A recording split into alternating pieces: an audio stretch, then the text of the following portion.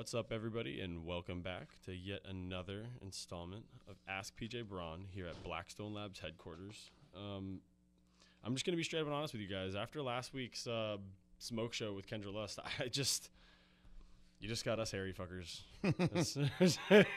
You can't follow that up. Yeah, it's like really hard for us even to like set up and do this podcast right now because it's like, man, we're just going to go in there alone and be two dudes. Well, we're going to focus on being serious. Yeah. Right? And answering the BPJ questions because that's the big thing we have going on right now. True. That's all there is BPJ questions. I actually have one in my email that I'll get to, too. It's a good one, actually. If I was properly prepared, I would have it up already. But somebody asked me this, and I was like, you know what, man? Let me get to this on the podcast instead. And their question was, I've already lost it. I'm still looking for it. Let me enter this question for you. God damn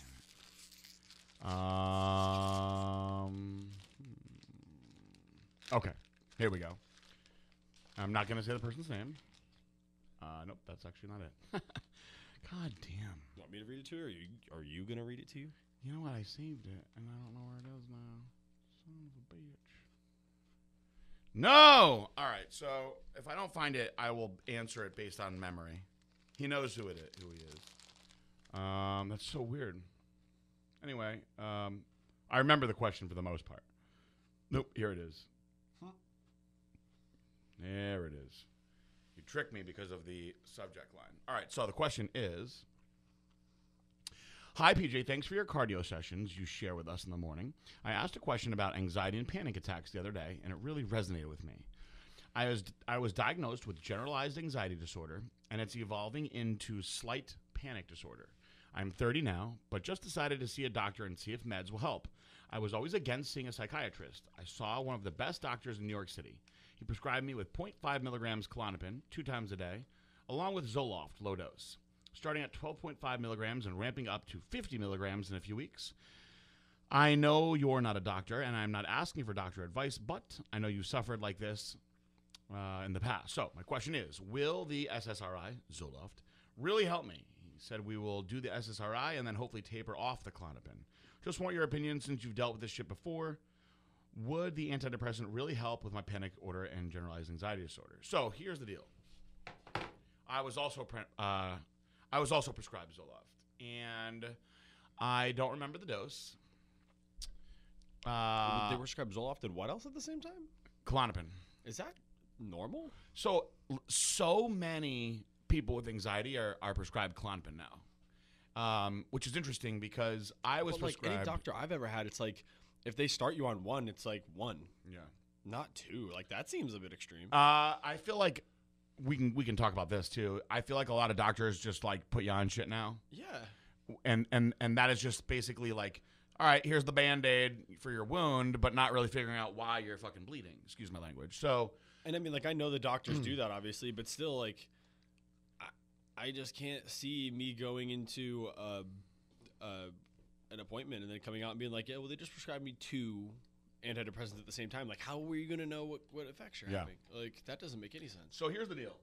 There's a lot of discussion on this.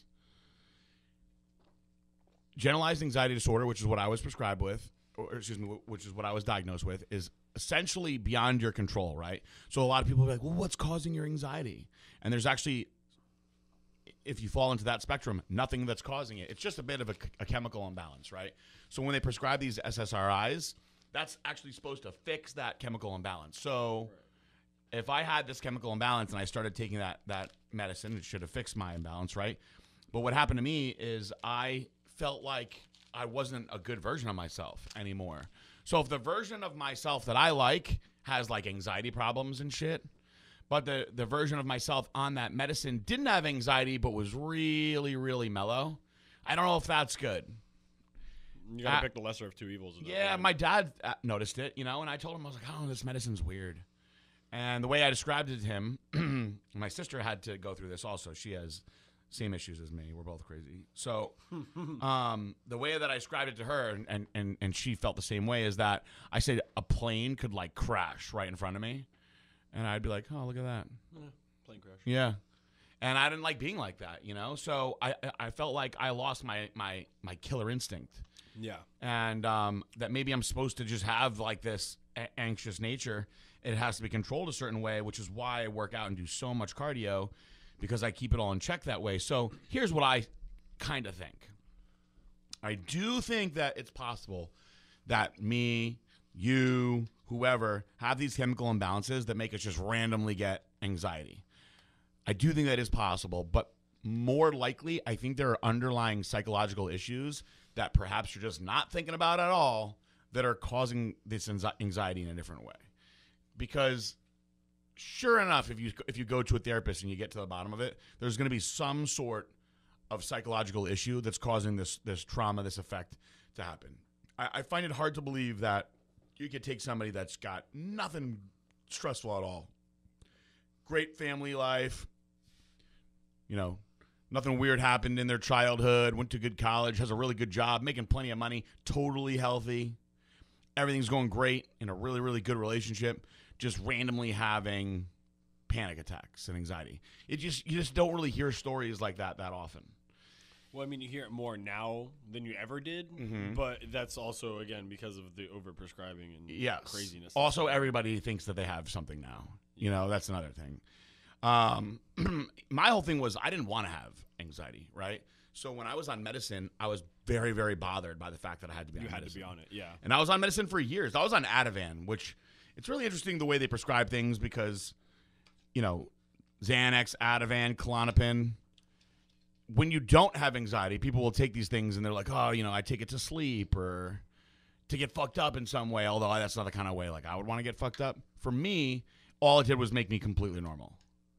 Right. Like, I used to say to my ex-wife, like, do you think I'm different on Xanax? And she'd be like, no, I actually think you're better. And I would be like, really? And she's like, yeah, you just seem more like chill and like happy and focused.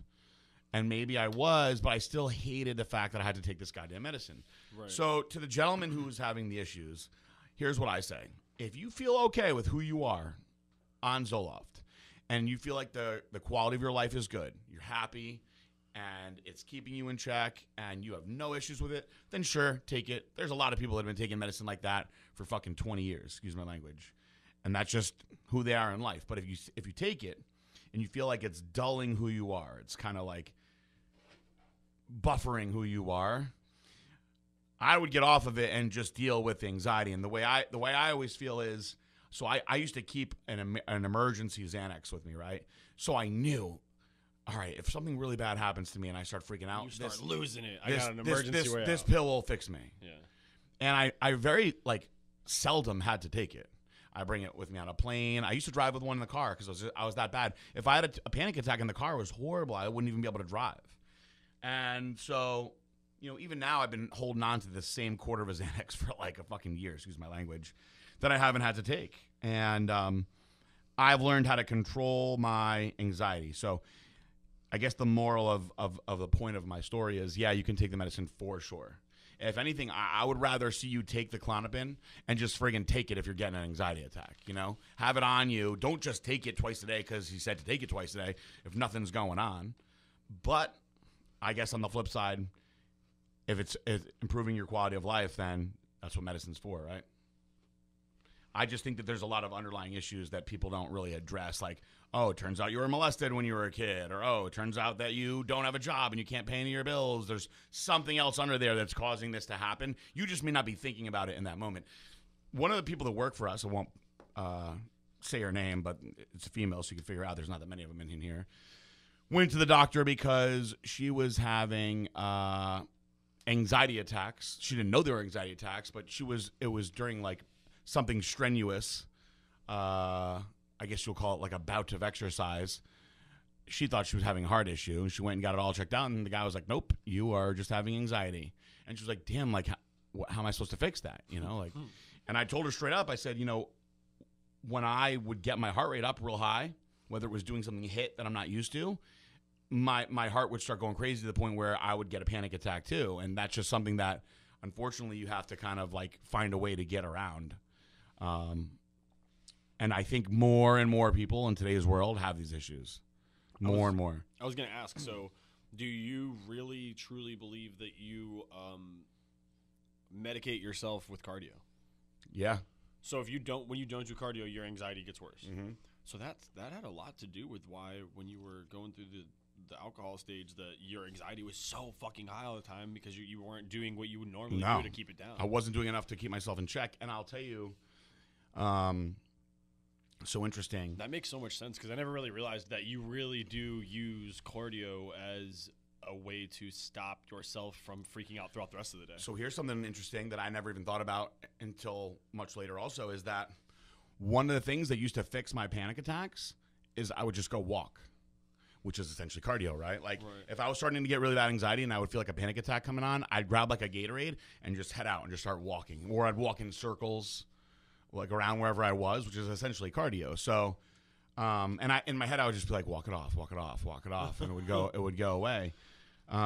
It's just like when Tara was freaking out thinking that she had a brain tumor, and I told her for 2 weeks that she didn't have a brain tumor, and then she went to the hospital and we sat in the emergency room for like 3 hours, and the doctor came in and was like, tell me your symptoms. We told him all these crazy symptoms.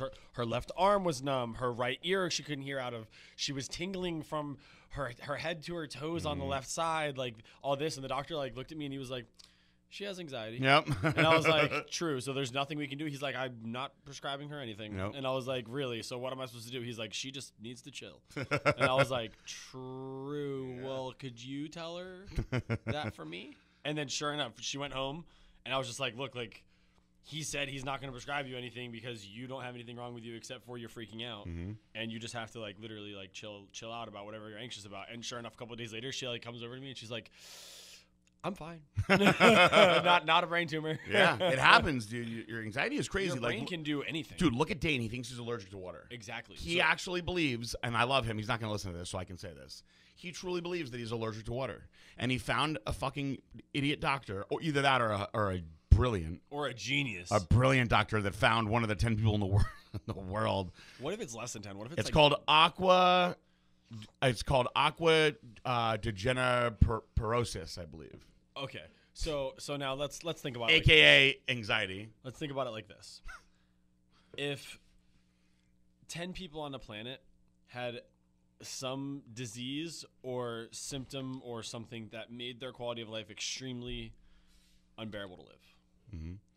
probably less and less research all the time is going to be done for that because there's only 10 people. Only 10 people. Right. Exactly. Out of what are we at? 8 billion, 10 billion now? Right. So you would think like there's going to be less research for it. But then flip side, like there's things out there like cancer and like other diseases that like literally millions of people have. But we're like, no, we just don't have the cure. We've done billions of dollars of testing on this. We just don't have a cure for it.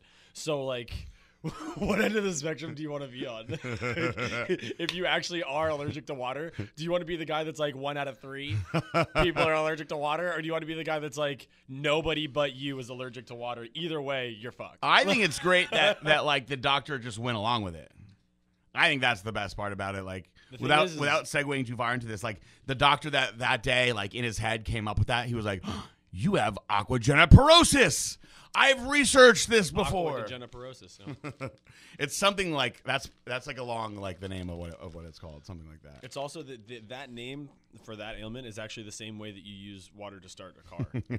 If you just break that down in chemical format and break down the equation, he is allergic to essentially what 3/4 of his body is. How about that? I wonder if like the allergy is affecting him on the inside. I was just gonna say that. Like, is it? I was gonna say, could you imagine being allergic to your own hair? My head's just really itchy all the time because I'm allergic to my hair.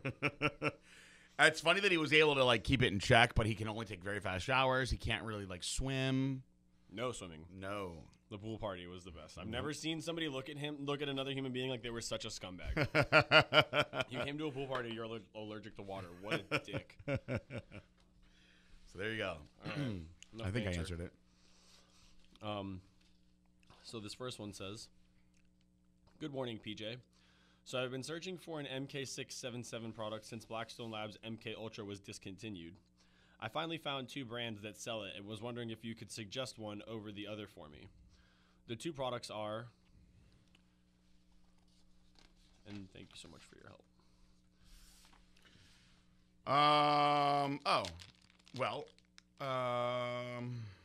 I have not tried either of them.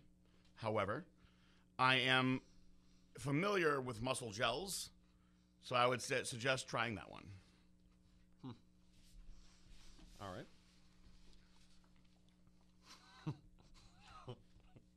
Have you seen Shaun of the Dead? Yes. Bro, so that's like one of my favorite movies. Mm-hmm. And good movie. The guy, let me just see if this needs to stay anonymous. No. So his name is Paul Winchester. Okay. And like wasn't one of their names Paul and then they were trying to get to the Winchester? That's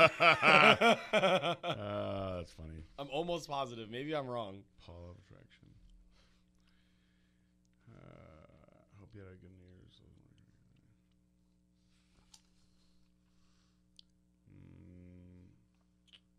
So what is he asking me? I think Shaun of the Dead. I plan on pushing myself harder this year. My question is, what workout split would you recommend for an advanced natural lifter? I currently follow 3 full body workouts a week. Typically, I stick to compound lifts and throw in 2 isolation exercises for arms and use progressive overload for the weight. I'm looking to add more muscle and strength and then cut down to reveal my muscle. Any advice would be greatly appreciated. All the best, Paul of Attraction. Based on the way I'm comprehending that, I definitely wouldn't be doing what you're doing now. So you're doing your whole body every time? No. 3 full body workouts a week. Yeah, definitely not. So I'm excited to see the results you make when you start training the right way, because that is the last way that I would do it. So I would do 1 body part a week, and I would try to get in the gym 5 times a week would be, I think, ideal. And you would have a chest day, a back day, a legs day, a shoulders day, and an arm day, and then just start over again whenever you can get back in there again. Pretty basic. I would say maybe like 12 total sets. You pick maybe 3 or 4 exercises and then do 3 or 4 sets per exercise. I think as a natural lifter, stick to the 10, 12 rep range as they've always said for years. I think you'll be great. I don't think that will be overtraining. I don't think it'll be undertraining. I think that will be perfect for you. So, like my first year of lifting, I was so skinny and I was so convinced that I was so far behind where I should be for my age that I was like, I need to go in and I need to do a full body workout every single day. And I shit you not, I went in and did a full body workout every day or at least 6 days a week for at least 8 months. Wow. At least 8 months. What kind of results did you get? They were actually really good. But I kind of feel like that I was going to ask you, may have attributed to why, like, my body is the way it is as far as, like, training goes? Is it because, like, I just started that way and it was like, oh, this is what this asshole's doing? Nah, that's just genetics. I mean, when I first started lifting, I was benching, like, every other day, you know? Right. So I was going to say, like, if you just train in a way that's not necessarily productive. When you're young, you can get away with anything. And you'll actually get results when you're young from anything, too. So that's what I'm thinking, is that just because I actually was really so far behind, like I thought, that, like, doing anything was putting me in a better spot. I get that. I was like that, though, because I was, like, way weaker than everybody. And in football, you know, bench is one of those key exercises where, like, squatting and benching and military pressing. So I just did those exercises all the time, thinking I got to get better in these exercises. Got to get them primaries up. Yeah. This next one says, PJ, brother, your podcast is awesome, man. As a trucker, I listen to every episode while on the road. A trucker, hell yeah. Fuck yeah. Woo! Also, first company that I completely back and tell all my friends about no matter what they are looking for. Keep making fucking awesome products. Thank you. No shame in my question, so here it is. My question is Deca-Dick. The truth and myth about it. What causes it? If you have Deca-Dick, how to get past it, or is it permanent? Thanks, brother. So DECA is a 19-nor ester, and the 19-nor ester group of hormones, everything always starts from testosterone, and then it's a matter of where they go with it, right?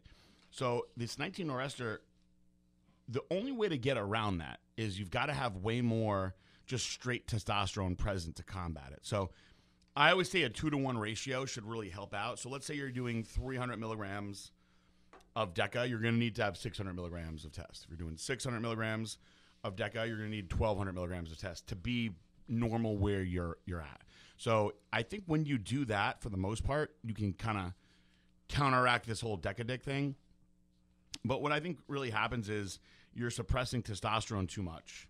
and that's why that happened. So I don't think that it's like any like thing specifically about DECA. I think there's other ways that you could do that as well. That's just the only hormone that's strong enough to put you in that position that you feel that way. I think if you probably did like a lot of primobolan, you would probably get like primobolan dick. You know what I mean? It's just because of the dosing of DECA. Yeah, like so nobody common. really does this with other things. Like I think if it was common to just take a lot of primobolan, you'd probably hear people say like, "Oh, I got primobolan dick." But people love DECA. They think it's like this magic thing, so they all take DECA and they're like, "Oh no, I have DECA dick."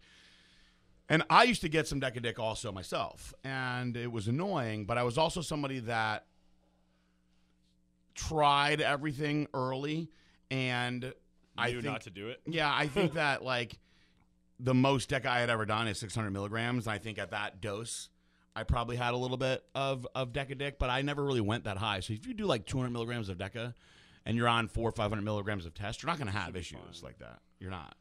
I don't know. I've never had DECA dick, and I did I think 600 or 700, and I like literally have never had any. How sort much of tests were you doing? I think when I was doing the first time I did 600, I think I was doing 600 tests or 700 tests. So it was like matching it. Yeah. But like, because that just what made sense to me. Do you know if you were definitely doing real DECA? I'm pretty sure I was. But at the same time, it was like early on. Yeah. So I couldn't, like you said, I could have been taking pretty much anything. I would have gotten results. DECA makes me watery. It's one thing I don't like makes about me it. watery. No, nothing makes me But watery. I got, dude, if you could have seen the change that the first cycle that I did, which was just test DECA and D-ball, how watery I got. My whole body was just a water drop. My whole body, my face, everything. I don't love DECA anyway, but I think, guys, a lot of you are doing too much DECA. So stick to 2, 3, at the most 400 milligrams. And if you're doing 400 milligrams, you should be doing a decent amount of tests, and you're not going to have those issues. I think people do too much in too short of a period of time. Yep. They should do less for longer. Absolutely. Yeah. That's a big mistake. People are like, oh, I'm going to run 8 weeks or even 10 weeks, and that's not the way to do it. If you're going to run something like DECA, 10, 12 weeks should be the minimum that you do it, and you're really going to want to just do 200-300 milligrams a week. People don't even know, like most people that I've talked to about this compound don't even know that it can stay in your system up to a year. Yep. Nobody does it right. I mean, a lot of people are trying to come on and off too much as bodybuilders anyway. If you're trying to like go somewhere with your bodybuilding, you should be on for a long time. You need to be on for a year at least. Yeah. I was on for 5 fucking years, excuse my language, at one point without coming off when I was really, really trying to push my bodybuilding because I wasn't going to come off and go backwards with my progress. And I'm correct in thinking that like literally one injection of DECA is detectable in your system for over a year. Yeah, depending on how like unlucky you are, but right. Yeah, but in theory, then yes. But I mean, like whether it's like lucky or unlucky, it goes to say that like in some individuals, whether it be more or less than half of them, it stays in your system for a fucking year. Mm-hmm. That means it's doing something for a year. Absolutely. Like, so what's the point in blasting your system with this shit that's going to make your dick soft and then not give you the results you're looking for when you could like essentially cruise on it and get good results and not soften your dick? Yep. I mean, I had a doctor that was like, listen, your joints are hurting really bad. I want you to take a little bit of DECA. I didn't notice anything bad when I was doing it. True. So. Next one says, hey guys, love the podcast and what you guys are doing with it. My question is on tanning. I usually tan 3 times a week in a tanning bed for about 12 minutes. Being Italian, it's illegal to be pale at any point. Was wondering how unhealthy it truly is. I hear it's not really that bad, but I also hear that it's absolutely terrible. Thanks again, guys. P.S. Have been using Trojan Horse and seeing fantastic results. Best brand around, hands down. Instagram, GAQUILINO59. So here's the deal. Some of these new beds are designed to give you way less of like the cancer stimulating rays. And that's good. That just sounds funny. The new stuff that we're doing is designed to give you less cancer than the old stuff that we're doing. Because the old stuff was just straight UV. Like we're still giving you cancer. We're just giving you less of it. Yeah, they're going to give you less of it. So rest assured that you're going to get less cancer nowadays when you're tanning. I love it. You are increasing your risk, of course, by being in UV light. So it does increase your chances. How much is really kind of like unknown, Yeah. There are people that can get skin cancer from being out in the sun just a little bit. And there are people that'll be out in the sun every day until they're crispy and not have issues. Really, people with olive skin get it more. But I also think that's because people that are light skinned, pale skinned, are usually better about having SPF and shit like that out on the sun. So I don't think just because you have olive skin means you're going to get skin cancer. No, but again, that's just like the last thing we were talking about, like with how DECA would be in your system for a certain period of time. Like each person's going to be different. Like you could be out in the sun all day, every day and never get skin cancer. Somebody else could be out there with you at the same period of time and get a little bit of skin cancer. And then somebody who's like never out in the sun could be ridden with it. My grandpa got skin cancer a couple times on his face, on his fucking face, excuse my language, and he never wanted to go out in the sun. That's what I'm saying. So it's just like something to blame it on if it happens. Basically, you're gonna get some form of cancer no matter what, no matter how long you're around for. So the key is to not getting it until you're much older. Right. I have a very bad headache right now. Do you? Yeah, it's irritating me. I don't know if by the time that the kratom does anything, we're probably gonna be done. But I should have took some Advil before I came in here. It's like right here. Do you want me to go grab you some? We're already into it. All right, next one says, what's going on, guys? I'm very excited. I entered the Beat PJ and really hope to place somewhere. It just makes working out and sticking to a goal just that much easier. Anyways, I'm trying to gain some weight. I'm taking double Brutal Force, double Abnormal, and double Methaquad as well. Wow. As well as Halo Elite, 3 pills of Eradicate, and Entice. I personally think this stack is the tits. My question is this. I can't seem to eat more than 3,000 calories. My macro list is about 100 grams of fat, 430 carbs, and about 200 grams of protein. Honestly, this feels good for me. I'm never hungry, and I also don't feel like I'm just trying to shovel spoonfuls of shit into myself. A lot of calculators out there say that I need to eat more, and I'm currently 206. I'm trying to get as high as I can go with this stack. If I see 220, I'll be flabbergasted. I know generic numbers are just that, generic. However, I want to know what your thoughts are on the matter. I lift 4 days a week and do cardio 3 to 4 days a week.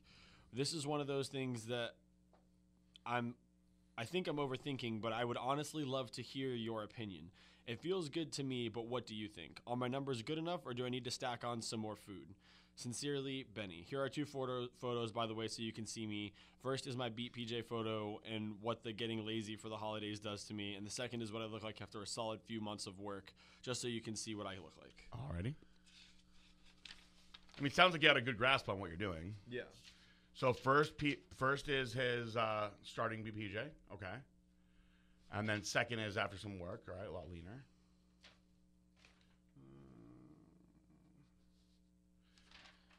He is trying to get as big as he can, I assume, right?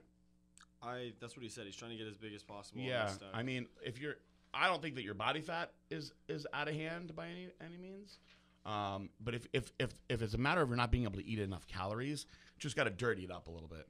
Go to Wendy's, Yeah, boy. Just dirty it up a little bit. Nothing wrong with that.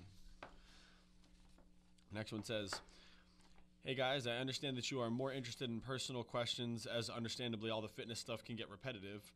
So I have a problem I would like to get your opinion on. As the nature of the question, I'm going to be vague. I am a 20 to 25-year-old male in a serious relationship with my girlfriend. The problem is our sex life is incredibly unfulfilling. We have sex regularly about 4 or 5 times a week, and often it is the same. She really only enjoys missionary and cowgirl, but I wouldn't call it that she likes to get down close to me. Personally, I would like to try anything and everything under the sun. Group sex, anal, anything other than 2 goddamn sex positions. Wow. I spend all day at work. Group sex. I spend all day at work fantasizing about fucking other girls. Oh, no. And sometimes, even if I am incredibly horny, I don't want to have sex with my girlfriend because I know it will be boring. Oh, no. By now, you guys must be thinking, just break up with her. And yes, I understand your thoughts, but I love this girl. I can't think of any other problems in the relationship other than that. Spending time with her is a gift. I have talked to her about wanting to try more things, and she has unenthusiastically agreed to doggy style. Sorry. This is amazing. The unenthusiastic doggy style agreeal is just like, wow. Not very adventurous, but it's a start. My dear is that she will always be like this. I think he means my fear is that she will always be like this, and I will never be able to have the sexual experiences I want in life. I have also stopped watching porn and jacking off to try to improve my perception of the situation. This is a big deal, as I would normally watch porn and jack off every single day without fail. Mm-hmm. I have not talked to my friends, as they don't have the life experiences to help me enough here. I appreciate you guys from taking the time to answer all the Blackstone followers' questions, and I am a loyal advocate of Blackstone's products. You guys rock. Holy fucking shit. That is a Bro, I have to applaud you on the fact that you're just a good dude. yeah. Like, You are. Holy fucking You are a really shit, good dude. bro. You're a good guy. Like, man. You could have threw all that good away too by attaching pictures of her. I want to send him some entice, but I don't know if that'll help. We should send them both entice. So, yeah, definitely send her a bottle too. this is a very there's a lot involved in this. But don't tell her that you asked this question to us when you give her the entice, because then she's gonna be pissed. Yeah. If she said Absolutely. unenthusiastic to doggy, she's not gonna like that you asked this question. So keep Oh this secret. man, are you giving her orgasms? I need to know that too, because if she's not climaxing, that could be an issue, because that could be making her bored. Yeah. Or he's not tuning into her needs enough. And he's just like trying to get in like a wild gorilla. Yeah. So what I think that you should do is there's a number of things that you can do that may or may not work. So what I think that you gotta do is just tell her the truth, and it's gonna fuck her head up the first time. But that's what you gotta do to women. You gotta fuck their heads up. I've been mastering this skill forever, mastering fucking their heads up, and that's how you win with them. It could be the littlest thing. We had a girl. I'm not gonna say her name, and if she listens to this, she'll even come on and say that I'm true with this. That a beautiful, beautiful raven-haired goddess, I will call her. This question like took it out of me. Yeah, I know. I'm segueing into hair color right now. I'm saying. A beautiful raven-haired goddess, and we set up a photo shoot for her, and I was like, God, you're so beautiful. Your jet black hair and this and that. And then she showed up at the photo shoot with blonde hair. And when I opened the door, I was like, what the fuck? And she was like, what? And I was like, why is your hair like that? And she was like, you don't like it? And I was like, no. So most guys would be like, yeah, I do still like it. But I just, right out the gate, I fucked her head up, right? And so now because of that, I gave her a complex. And so there's a few things that happen. For starters, she fell in love with me, because that's what happens when you give a girl a complex like that. And if she's listening to this, you know I'm right. And then she got insecure, went home, addressed the problem, got her hair back to normal, and then felt amazing about herself, and then did more photo shoots that she then liked better. Addressed the problem. Yes, she addressed the problem. So now this is just her fucking hair color. So imagine if I was like, listen, here's the deal. No, I agree. I think she's way better with black hair. Okay, so I was right. And I like blondes. Now Blondes are my favorite. imagine though if I was like, listen, here's the deal. You're just not good at sex. Like that would fuck her or any other girl's head up. So what could happen with this is you could give this girl a really, really bad complex depending on how you speak to her about this. Or good. Well, what has to happen is there's got to be a discussion, because women, everyone, not just women, but more so women, are all about communication, right? How many times have you heard girls be like, we have such great communication, or we have terrible communication, right? And that's like problems in their relationships. Oh, the communication. Even like me and Marissa, like sometimes she's like, you're not like communicating with me properly. I'm like, I don't want to talk. But like that's what it's all about for women. So you've got to have a talk with her, and you got to communicate. And what I would start is like I want to know, like, do you think about sex? Do you masturbate? Tell me these things, babe. I want to know, like, what do you think about? What turns you on? You got to get it out of her. If she's just like nothing, I don't at all, I'm asexual, then you're in a really tough spot. But every girl's got some sort of fantasy. Maybe she wants you to dress up as fucking Spider-Man and like climb in through the window or something, you know? Shoot her with some silly string when you get in. That's a little weird. But if she wanted you to, I bet you would do it, because you just want to spice things up. So you got to figure out what she likes. Now, I think that there's going to be some sort of conversation where you're just going to be like, listen, here's the deal.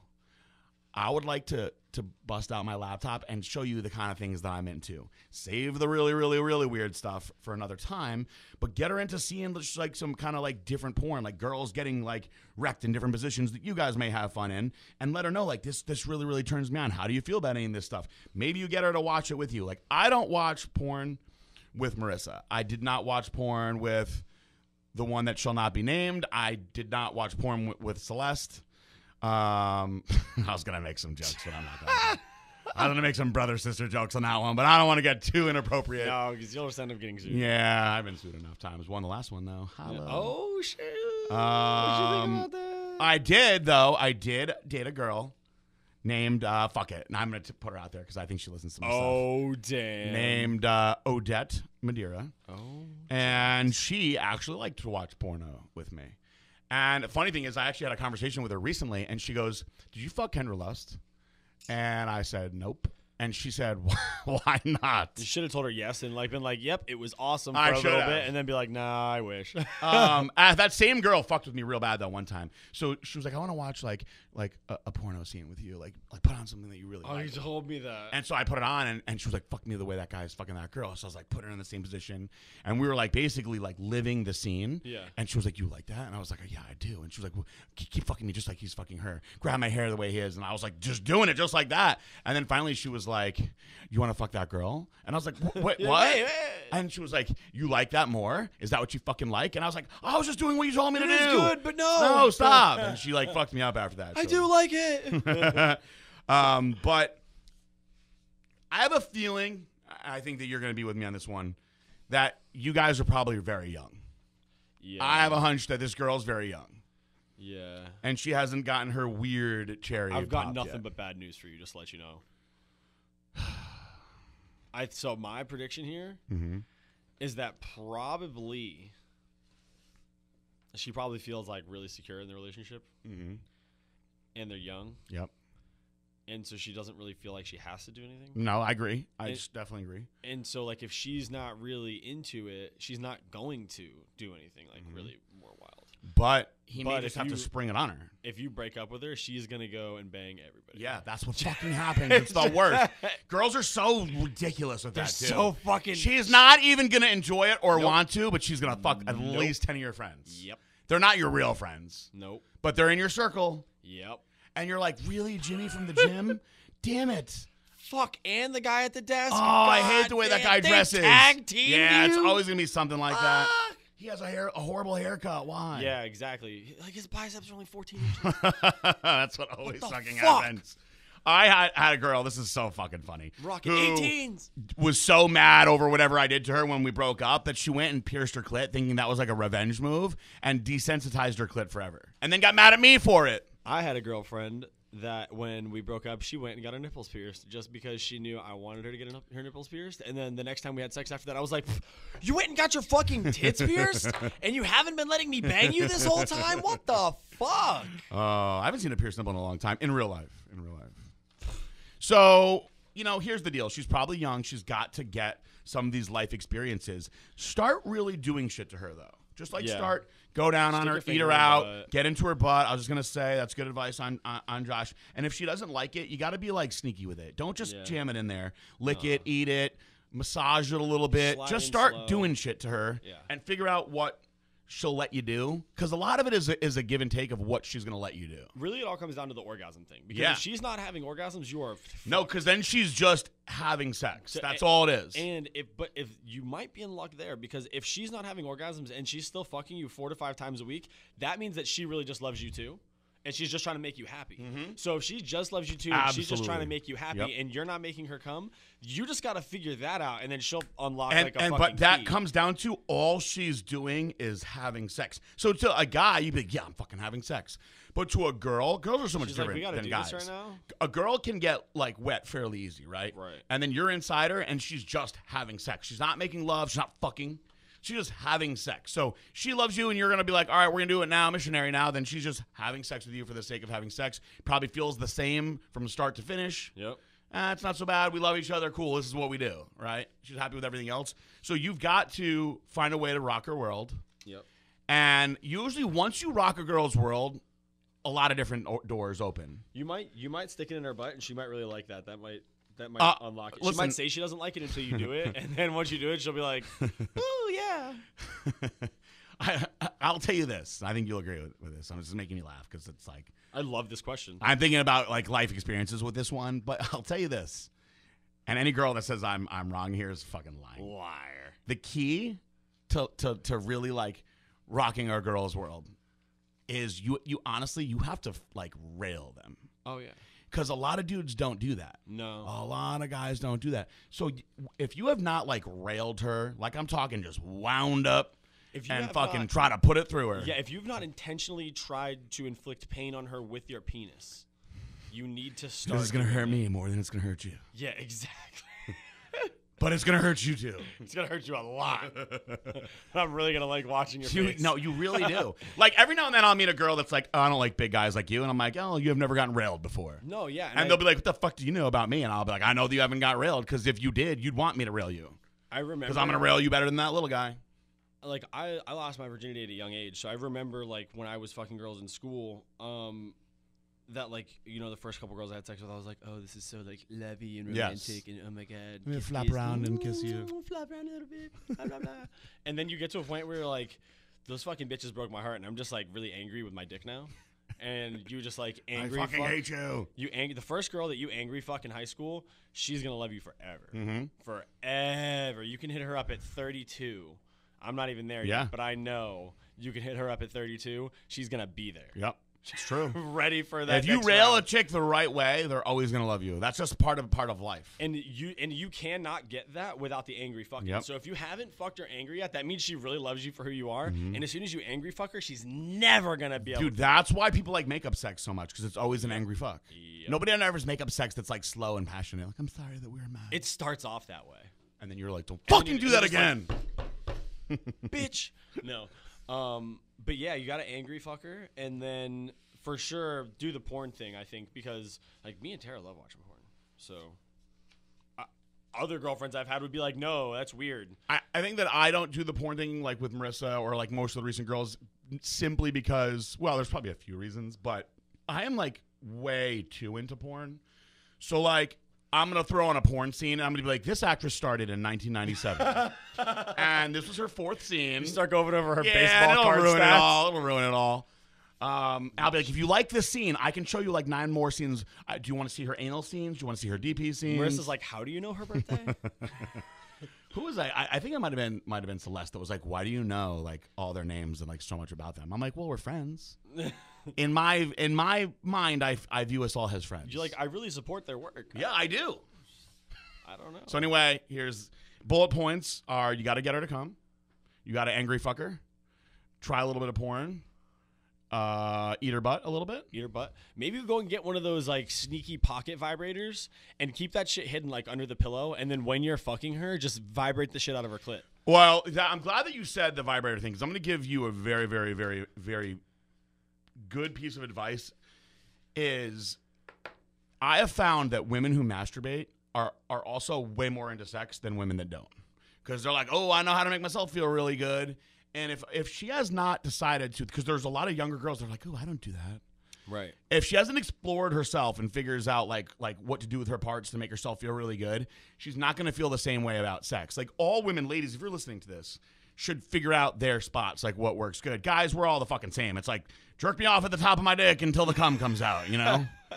No one's ever like, hey, just keep pulling on my balls until I come. Twist my balls around. It's the same shit. Just grab the top of my dick, go like that to it, and I'm going to come. So girls are different. Some girls need more like clitoral stimulation. Some like the penetration. Some want both. Some need something that vibrates 10,000 times a second on it, you know? If that's the case, you know, we talked about with Kendra, with girls that have to use the Tachi, you got to figure out what it's going to take to get her off. She needs to encourage her to do it, you know, not to be embarrassed. You know what I used to do? I have had some girls that were sucky in bed, but I liked them a lot, or I was really attracted to them. But they suck. So I was like, I don't want to give this up because they're really pretty type of thing. What I would do with those kind of girls, and I think a lot of the fellas have been there before, this is a situation that works for everybody, is you tie them up. I would, yes. I would tell them to touch themselves. And they start touching themselves while you're fucking them. And then you get to see what she likes, and she's actually going to touch herself in a way that makes her feel good. And don't let her get shy about it, too. Just, like, if she does it for a second and stops, just be like, no, I want you to keep on touching yourself. Yeah. Get your girl to touch herself and figure out what she likes. So she's probably got a psychological, like, block on it. Yep. Where I just bet you this girl's not even coming. Right. You yeah, know? I feel like that could be, like, a huge part of it. So you got to get that down. I mean, that's number one. Because coming is like what it's all about. Yeah, you know? if you're not coming, you're not fucking. No. Exactly. You're just having sex. And you definitely don't want to do anything more than missionary, and doggy sounds like a pain in the ass if you're not coming, for sure. But like if your girl is masturbating herself, she's only going to be more horny for you. Yes. It's not. It can never do. Because girls are very like mental, and she's probably masturbating, thinking about like. And then she sees you later, Yes. and she's like, "Oh, I really want to do that shit with him." Like, girls aren't the same like visual. Like guys are very visual. Like I can't think about shit and masturbate. Some guys can. Oh. I can't be like, oh, I thought about this girl and I was imagining what we were doing. I could if I had to. Like I suppose if I was locked up in jail, that'd be what I would be doing. I can't even fucking masturbate to anything that's not 4K. 60 frames per second is where it's really at when you're masturbating. That's what I'm saying. Like, Yeah.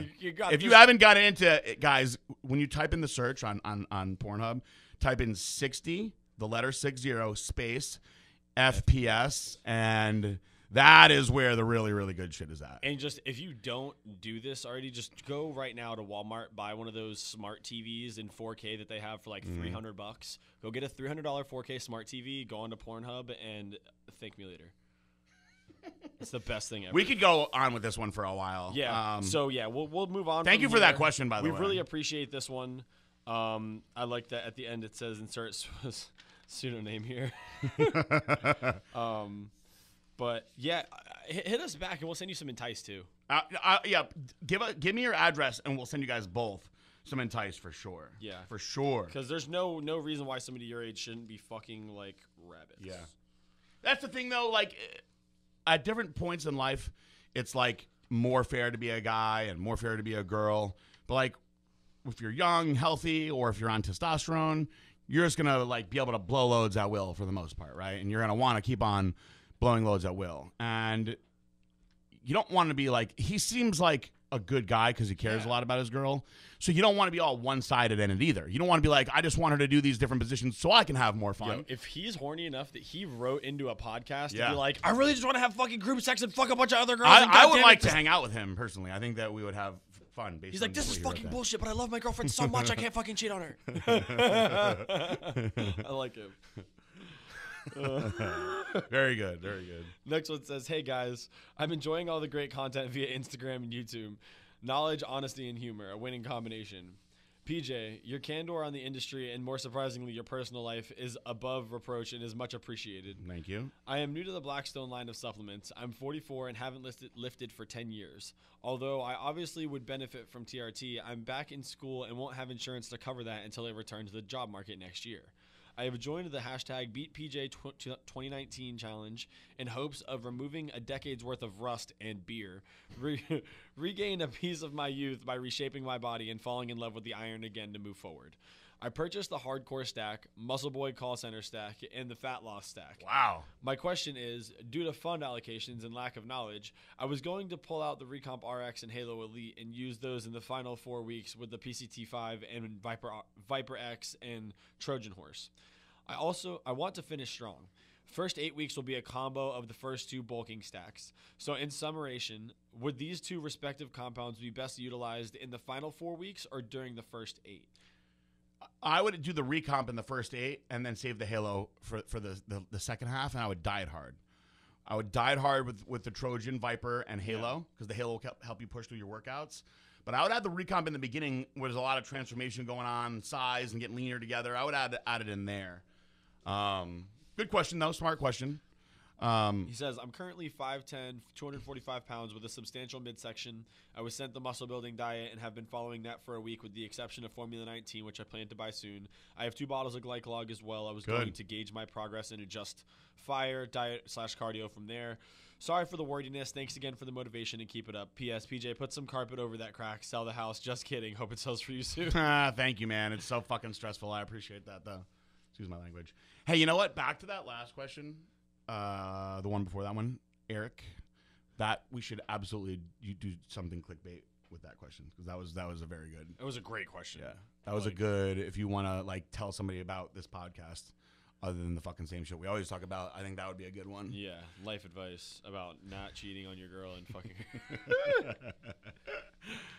Because I think most dudes would have just been like, "Yo, go cheat on her." Yeah, they were like, she girl. sucks." Yeah, fuck her. He's a good dude though.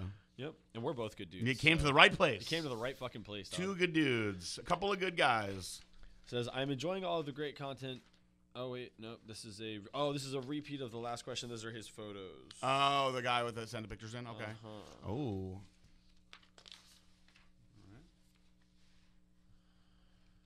Truth. Oh yeah. Okay. Let me see. This is the guy with the sent pictures in. Yeah, he got a little bit of a belly. Do the recomp in the beginning for sure. 10 years of rust and beer.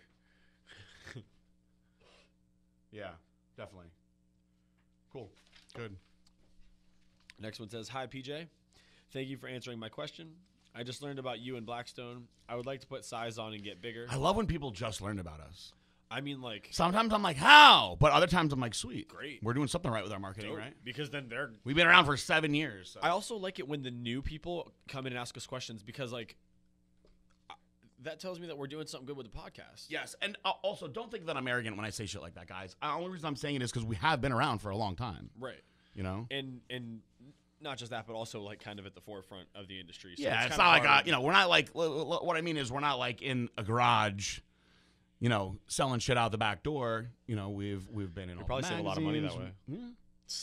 I have side stories there that I won't tell on the radio. Shout out to the FDA.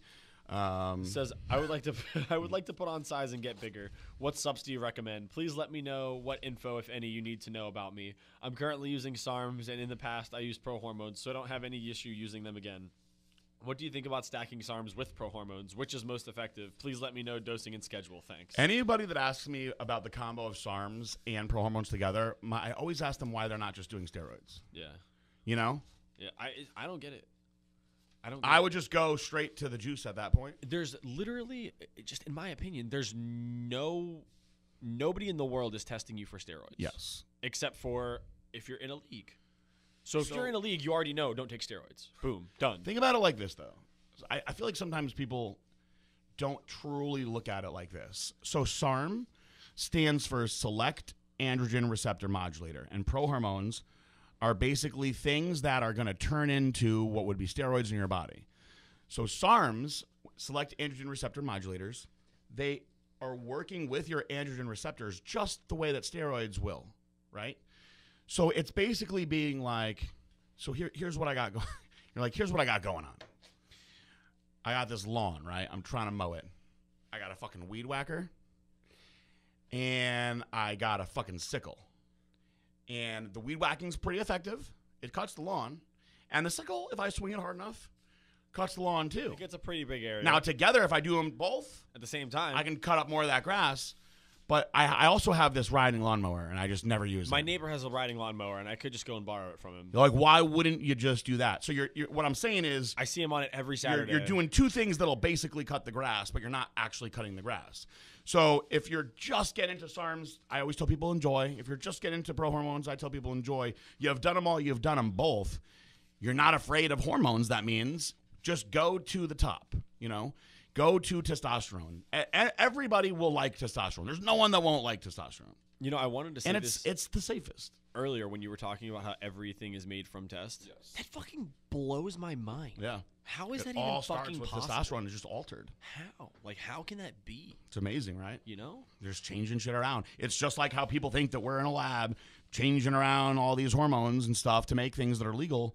In essence, it all starts the same. So, like, all the pro hormones start with DHEA. So you think about, like, how could abnormal come from the fucking same shit as chosen one? They're so fucking different. But they all start as DHEA, and they're altered to create these things. I guess I see, like, in my brain, which is obviously very dumb, I see testosterone molecule, like, on your shirt. And I see, like, that's a specific key pattern that if you change anything about that, it's no longer test. Yes. Right. So how is it possible that there could be, with, like, the number of compounds that there are on the market, which is like thousands, right? Like thousands of different compounds. Absolutely. How could there be so many different thousands and thousands and thousands of combinations of ways you could put that molecule together, that unique molecule that A, does anything, let alone B, works like Tren, which is way more potent and way Tren more, is nuts. Like, you know what I'm saying? Like, it just blows my mind. That's like saying, okay, you could take regular gasoline and get premium gasoline from it. It's so weird. It's just, you know, chemistry is so crazy, right? So it's like, think about guys that can make GHB out of, like, paint thinner and a few other things, right? So, you know, essentially when you have the right base, which is testosterone, you can do all kinds of awesome shit with it. You know, so then of course you have things like your true anabolics, right? Like oxandrolone, which is Anavar, which is only an anabolic. There is no androgenic side to it. So that's something that's completely different. But, you know, on the subject of everything coming from test, when you're getting into like all these different SARMs and prohormones, they're all going to turn into these hormones that kind of mimic testosterone in your body. That's what it all comes down to, you know. So I would say that depending on how old you are, if you're really young, it's going to be a little bit different. But if you're 25 or older, just get an HRT doctor and just, in the end, it'll be more cost efficient. It's going to be healthier. You know, I'm not sitting here. I won't sit here and say, hey, go take steroids, because that's going to get looked at really bad. Right. But I will absolutely say, optimize your hormones and go to a hormone replacement doctor and be what you should, you know, be what you have the right to be. You know, there's plenty of doctors that for many, many, many years have made sure that women could regulate their hormones through fucking drugs. You know how many girls that had irregular periods that got put on birth control? You know how many girls that had, like, let's say, like, you know, cysts in their ovaries that got put on birth control? Birth control always fucking starts at either estrogen or progesterone. That's what makes you a girl, those fucking things, mostly estrogen, right? So what makes you a man? Testosterone. If you want to go to the doctor, you got some problems. Say, I got a problem, doctor. I'm fucking tired. I'm not horny enough. I'm not big enough. These are things that are problems to me. Well, the doctor can fix that with testosterone, and it's fucking safe. In the old days, they were like, oh, it's not safe. Guess what? It's very, very safe. It's more safe to be on a healthy dose of testosterone, keeping yourself at an optimal level, than being up and down.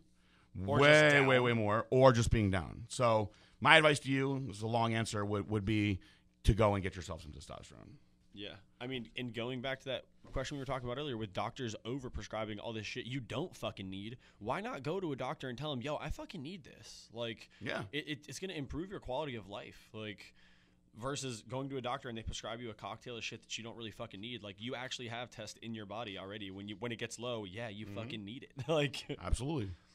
Last question says, hey, PJ, I have a question about the Beat PJ contest. According to the rules, you have to purchase one of the Beat PJ stacks through blackstonelabs.com.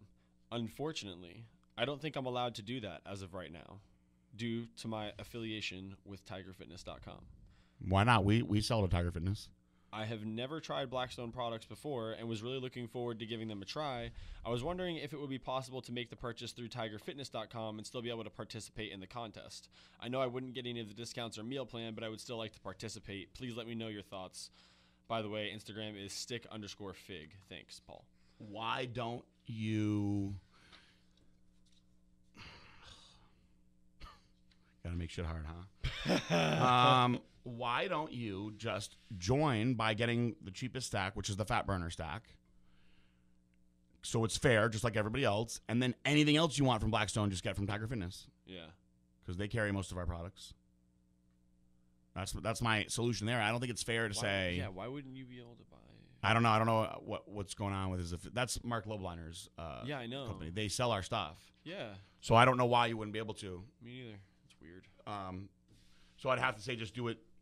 You know, we've had questions of people that are like, oh, will you sell tickets to the BPJ so we can just sign up that way? And I thought about it, but I just want it to be as fair as possible for everyone. It's a fat burner stack. That's your ticket. Yeah, it's the cheapest one. It's like $70. Man. So that's that. Good questions. Good questions. That one was really good. Who do we want to get on here? Who should we have on here? We want to get Joe Rogan on here. Yes. That's what we want to get. Or us go to him. Or us go to him. I will like take pretty much anyone that I like on here just for the sake of like mixing it up, having funny stuff on, because you never know what might come up when you have a guest. And if people like want to come on, I say come on, but like who do you want to get? Like I don't know who to think of like asking. I don't know. We should who? Jay Cutler? Oh, I'd love to have Jay Cutler on here. He would be funny. That would be great. I would ask him some funny shit too, because nobody asks Jay good shit ever. I feel like a lot of the shit he gets asked is like a lot of his questions are exactly what they should be. Yeah. Like it's just like, not that great of a question. How much Ezekiel bread do you eat every day? Yeah. Like, by the way, if Jay Cutler is listening to this, nobody's ever like, hey Jay, how many bitches were you fucking? If Jay Cutler is listening to this, this is very, very funny to me and to people in my age group. So I watched this Jay Cutler video the other day, and it was basically where Jay is now, right? Like, what is he eating now? Like, what's Jay's diet now, right? And Jay Cutler eats fucking Ezekiel bread, and he used to eat like dried Ezekiel cereal. And he like kind of like smiled, and he was like, "Did I introduce this to bodybuilding?" And the answer to that is yes, because in fucking 1999, right, I was already dieting and training like a bodybuilder. I was a senior in high school. And when I first got out, so we'll say like 2000, 2001-ish, when I started getting really, really serious, one of my meals every fucking morning was Ezekiel bread. And the guy that told me to do it, when I asked him, why am I eating this Ezekiel bread? He said, Jay Cutler eats Ezekiel bread every morning. Are you going to question Jay Cutler? And I was like, no. And that was it. That was at the time. Why am I doing this? I don't know. At the time, that was the only science that I had. There was not even now I can tell you all the science. It's made from sprouted grains. There's no flour in it. But Jay Cutler introduced Ezekiel bread to bodybuilding, and it then became a monstrous thing. And from what I know, they'd never even send him a free loaf of bread.